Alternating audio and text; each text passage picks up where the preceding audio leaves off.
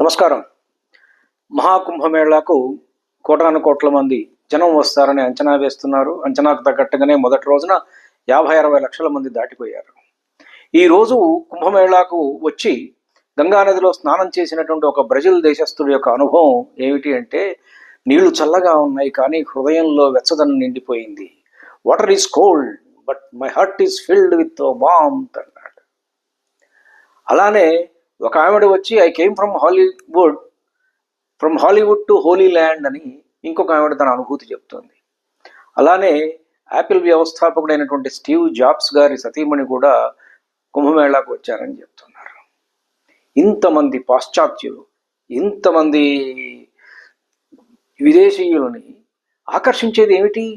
భారతీయత, భారతీయ ఆధ్యాత్మికత.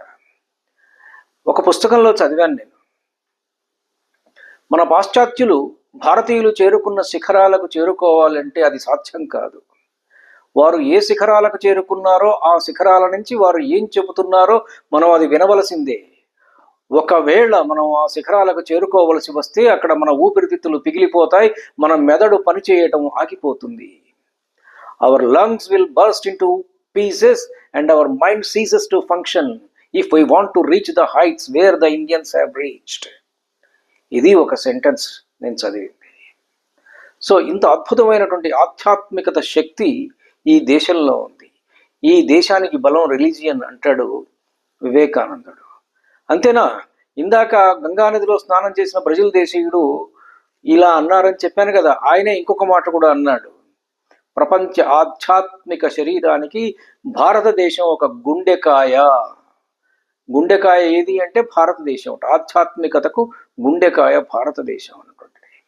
మేరా భారత్ మహాన్ అని మనం ఉప్పొంగిపోవడం ఒకటే కాదు, మన ఋషులు, మన మునులు, మన తపస్సంపన్నులు, ఇప్పుడు ఉన్నటువంటి గొప్పవారు ఏం చెబుతున్నారో ఆలకిస్తూ మన పురాణాలు, మన ఇతిహాసాలు, మనకు ఉన్నటువంటి బోలెడంత వాంగ్మయం నుంచి మనం ఏం నేర్చుకోవాలి అనేటువంటి దాని మీద కూడా శ్రద్ధ పెట్టి మన పిల్లల్ని ఆ దిశగా నడిపిద్దాం.